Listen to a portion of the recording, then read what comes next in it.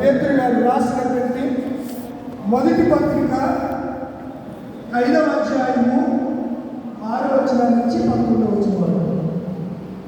దేవుడు తన సమయమందు మిమ్మల్ని మెచ్చించినప్పుడు ఆయన బలిష్టమైన చేతి క్రింద దీన మనసులై ఉండి ఆయన మిమ్మల్ని గూర్చి చింతించుచున్నాడు కనుక మీ చింత యావత్తు ఆయన మీద వేయుడి.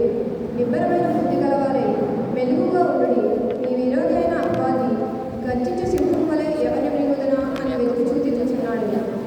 లోకమందున మీ సహోదరులే ఈ విధమైన శ్రమలే నెరవేర్చుచున్నామని ఎరిగి విశ్వాసముందు స్థిరులై వారిని ఎదుర్చుడు.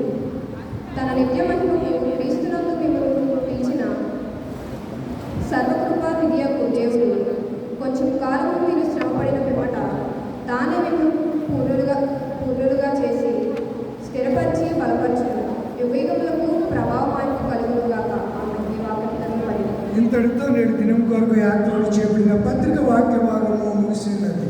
హల్లెలూయా.